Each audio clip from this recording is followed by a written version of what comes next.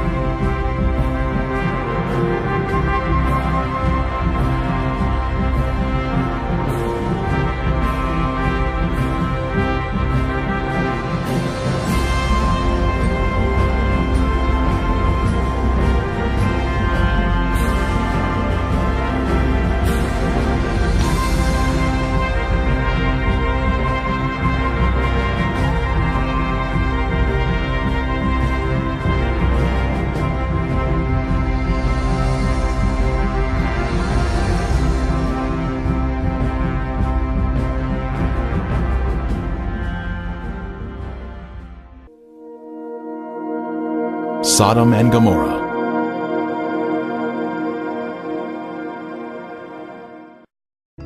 When the morning dawned, the angels urged Lot to hurry, saying, "Arise, take your wife and your 2 daughters, who are here, lest you be consumed in the punishment of the city." Lot, his wife and daughters, all fled from the terrible destruction of Sodom. Likewise, as it was also in the days of Lot, they ate, they drank, they bought, they sold, they planted, they built. But on the day that Lot went out of Sodom, it rained fire and brimstone from heaven and destroyed them all. Wicked men were punished by the Lord in a divine judgment of fire. The intense heat consumed the wicked cities and their inhabitants.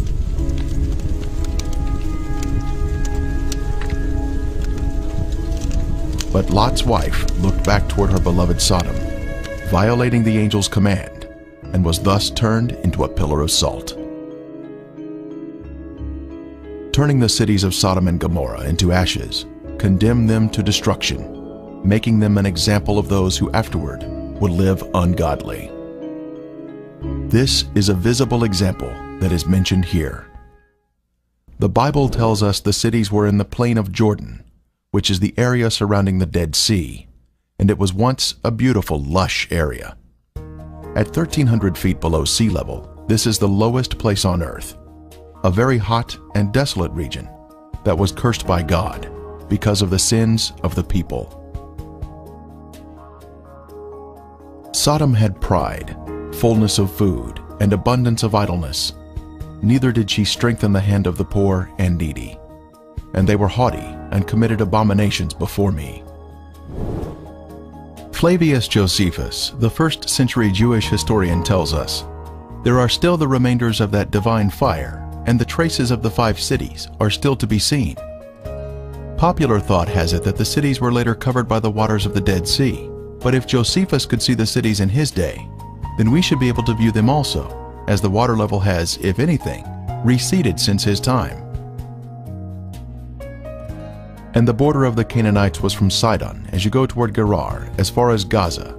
Then as you go toward Sodom, Gomorrah, Admah, and Zeboim, as far as Lasha.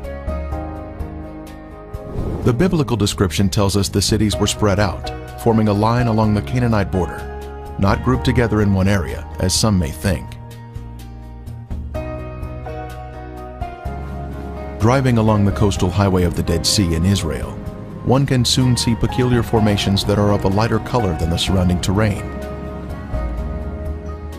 These are the Ashen cities, destroyed by the wrath of God. These cities were consumed by intense flames, a supernatural heat that was directed by the hand of God. Today there is ash that is of lighter color than the surrounding mountains and terrain. As mentioned in the Bible, this is a desolate area where nothing grows.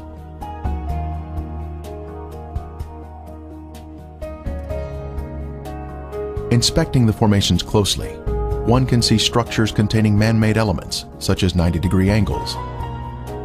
Even though the buildings were consumed by the fire, the remaining ash in these cities is comprised of a heavier material due to the inclusion of brimstone or sulfur, and still retains some of the original shapes of man-made structures. This stunning structure stands out as a singular formation with 4 sides, surrounded by a deep moat.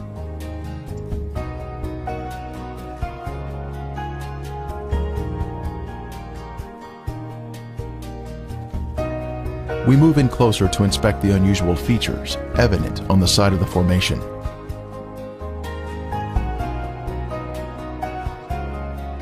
On the side of the structure, this swirling pattern is different from any type of sedimentary rock or soil that would normally contain horizontal, even layers.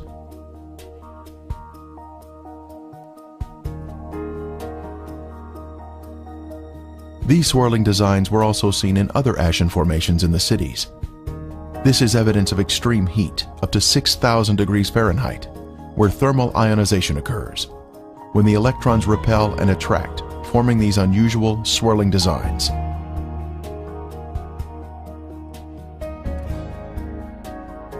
In Lot's day, this area was a swirling cauldron of death and destruction, rained down from the Lord in heaven.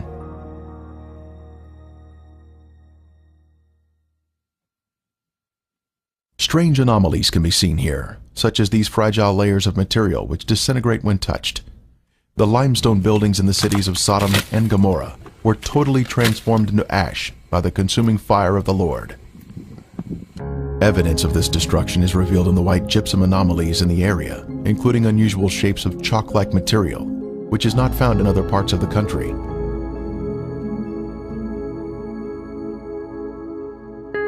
Even layers of white and gray material can also be seen, comprising gypsum and ash. At the time of Elijah on Mount Carmel, the Lord sent down a superheated fire from heaven, consuming the stone altar and sacrifice, turning them into ashes. Then the fire of the Lord fell and consumed the burnt sacrifice, and the wood, and the stones, and the dust, and it licked up the water that was in the trench. We are also told, "For the Lord your God is a consuming fire, a jealous God." When God unleashes a consuming fire, it will turn stone into ashes. At the perimeter of this city, one can see this amazing Sphinx still standing today. It was a pagan symbol positioned at the edge of town and was thought to protect the inhabitants from harm. The Sphinx stands alone as a singular structure with a defined shape. This particular Sphinx has an obvious demarcation between its base and the soil below it, another sign of a man-made structure placed on top of the soil. Later, we will see another Sphinx.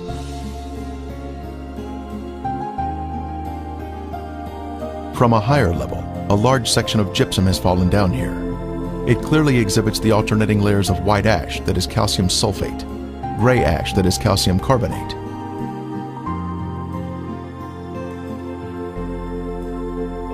One can also find loose or powdery ash that is quite thick and has been deposited next to the formations. The ash is made up of calcium carbonate and calcium sulfate, which comes from the limestone buildings and the brimstone mixing together during the fire. In the formations themselves, some material can be gently raked off the surface with the slightest touch.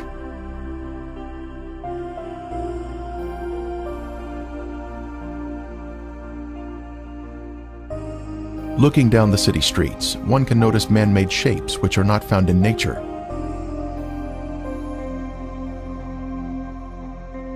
Here we see a building with square sides or 90-degree angles.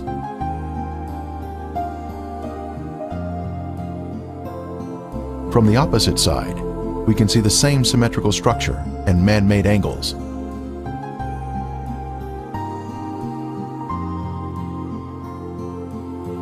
We can see the remains of walls that extended outward at 90-degree angles from the main structure.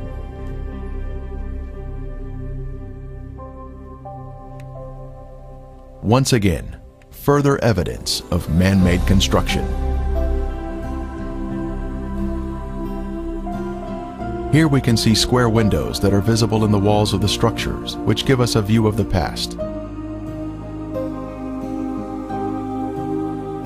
Scanning the city for signs of prior habitation, we can see in the foreground a tower of cylindrical design, positioned at the edge of the city. The remains have suffered greatly during 3,500 years of wind and rain erosion. Even still, there is the appearance here of streets and man-made structures.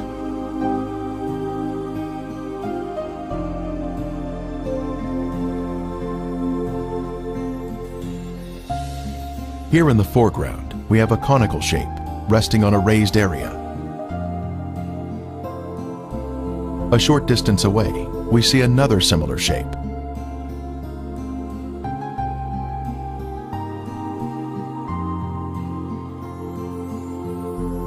As we pan across the city, we can see in the distance an arched doorway that exhibits a symmetrical shape, even to this day.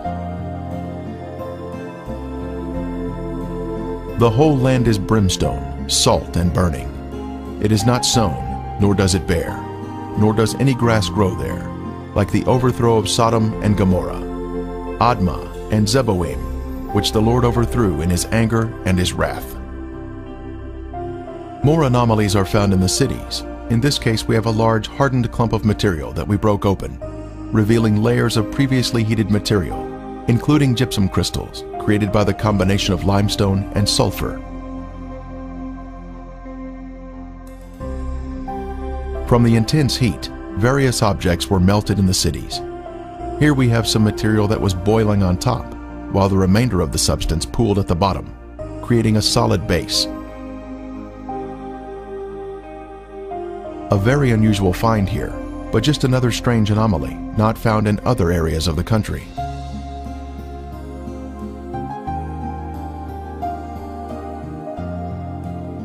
Here is another example of some type of substance that was melted from the extreme heat that God rained down from above.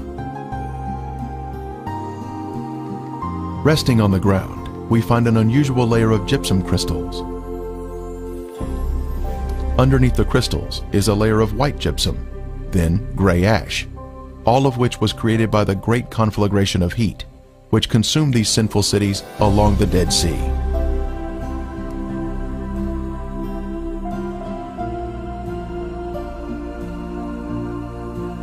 Once again, we find more gypsum, this time in a circular formation of crystals, all radiating outward.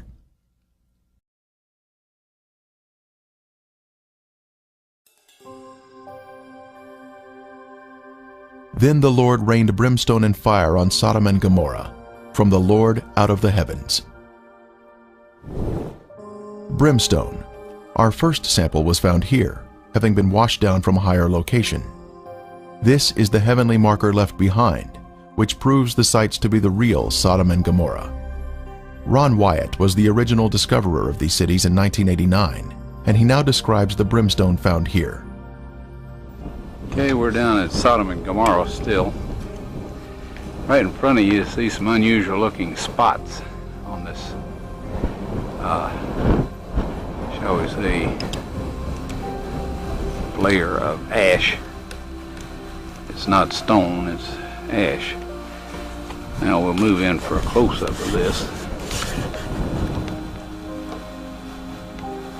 And you can see that they're kind of circular shaped. places. Now what we have found, and we'll move in a little closer here, is that inside each of these is sulfur. That is, in most of them. Now the ones that do not have sulfur in them, and this one we just took a bunch of sulfur out and put it in our specimen bag. But the ones that don't have sulfur have a very black center where they have, where it's been very hot. So now we'll move in on this one where there is some sulfur still present, and back off just enough so you can see what we're up to here, and we'll go collect that sample in a bag.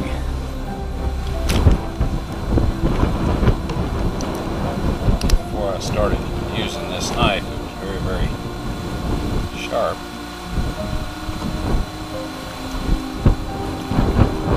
Okay, here this is, and we have collected some more, and it smells and tastes like sulfur. Now the Bible tells us that it rained fire and brimstone upon the cities of Sodom and Gomorrah. Now what you see in front of you here is the results of large and small, well, varying sized chunks of sulfur, burning sulfur that have hit. And what we find here is that God rained this burning sulfur down upon this city, and rain is a perfect description of it. It landed just in the pattern that rain would fall, and the stuff, of course, the accumulative heat of all of this upon the city set the entire thing ablaze. The flash point of every material there, metal, stone, of course the people, and everything burned, and this sulfur continued to burn, and it vitrified the material around it after it had burned it all up, sealed itself off from the oxygen, and then of course smothered itself out. And in each of these little crystalline capsules here is a varying size chunk of sulfur, and there are millions of these in these ashes that we have here. Now some of them we have cracked open so you can see the sulfur inside, and others we have left intact, but there are millions of these here. So this shows that God indeed rained fire and brimstone upon these cities. And if you look in your dictionary, under brimstone you'll find that it is sulfur. A piece of the brimstone from the cities was lit at night, and soon there was a beautiful blue flame produced by the burning sulfur. A very strong aroma of sulfur filled the air, and was overpowering if one directly breathed the fumes.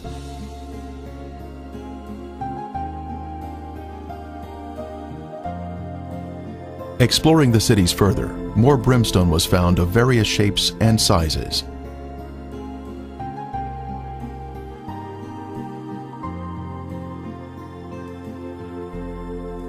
Several samples had been washed down to areas below and were added to our growing collection.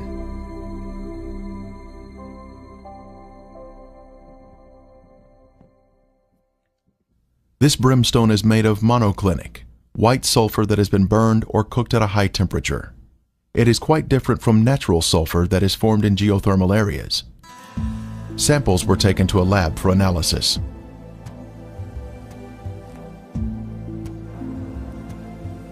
Each specimen was carefully separated and prepared for testing, with the outer portion cast aside.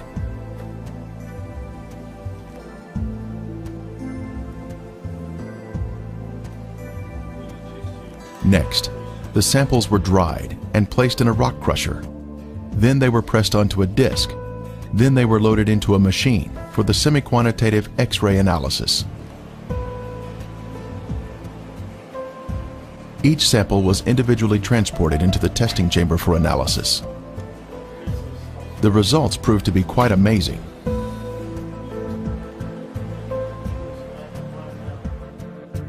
As the samples were found to be 98% pure sulfur, unlike any other sulfur found on Earth. This pure, cooked sulfur is the heavenly marker that was left behind to show the world that the Lord, without a doubt, destroyed these sinful cities at His command. Critics have said that the sulfur is from volcanic activity, but that type of rhombic sulfur is only 40% sulfur and is of a crystalline form, unlike the white, compacted monoclinic form that is found in the ashen cities today. Here is a round piece of brimstone embedded in a section of ash.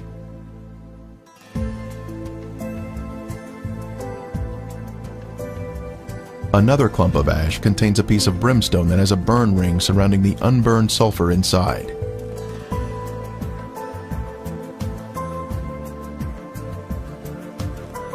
This mound of material has a lid that easily comes off, revealing the round nugget of brimstone inside.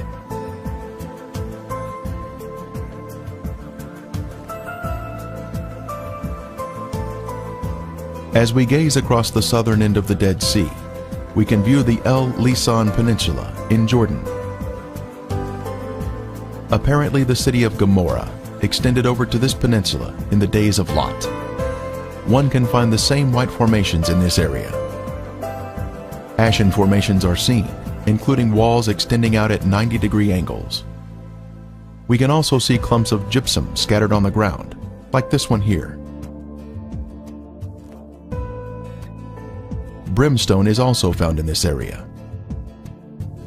Incredibly, a Byzantine-era church was constructed here, as noted on this sign, built here because the area was known for its biblical significance.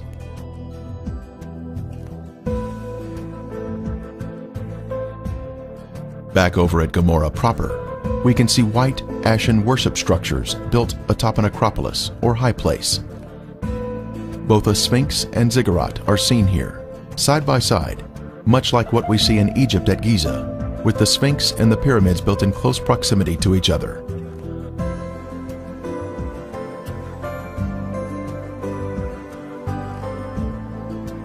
While inspecting Gomorrah, other visitors arrived to view the unusual formations. The Sphinx is made of a white material, whiter than the ash surrounding it. Perhaps it was built of more expensive components and dedicated to their pagan gods. The Sphinx represented a god of protection, but even it was consumed in the flames.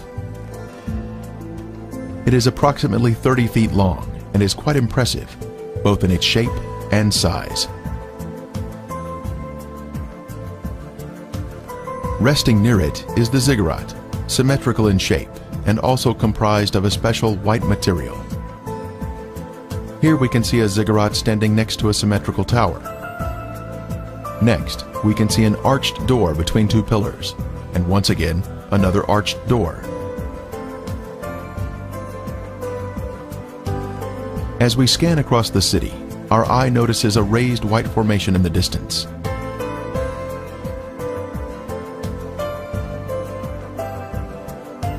As we near the formation, we can see it is in the shape of a ziggurat. It turns out there are actually two ziggurats on this raised acropolis.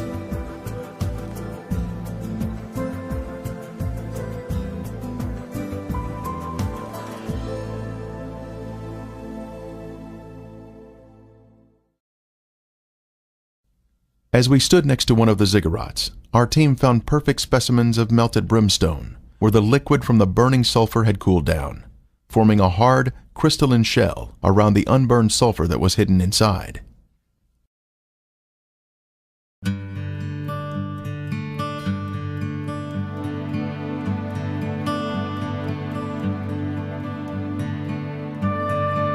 On the outside of the ziggurat, we spotted a piece of brimstone fused into the side of the formation. Using a knife, it was opened, revealing the pure brimstone inside.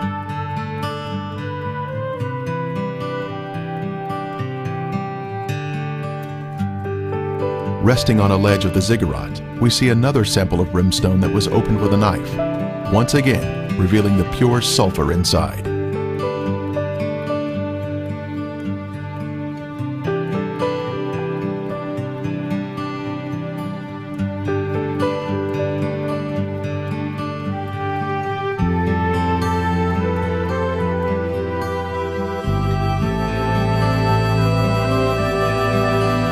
The most impressive evidence was this cremated bone fragment that was left behind from some lost soul of Gomorrah. The bone marrow inside was cooked until it had turned white. This is a moving testimony of God's power to destroy those who reject the Holy Spirit. Are we in the will of God, allowing the Holy Spirit to guide us into obedience? Or are we part of the rebellious and lost?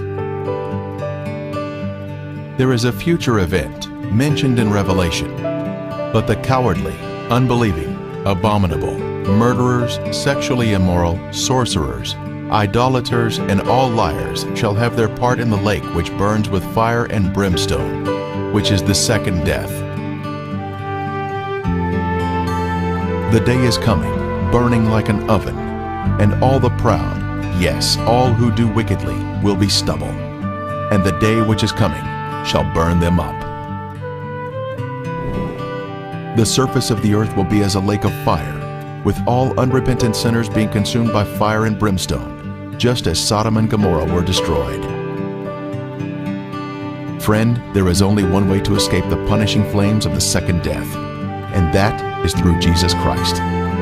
Won't you ask Him to take over your life today?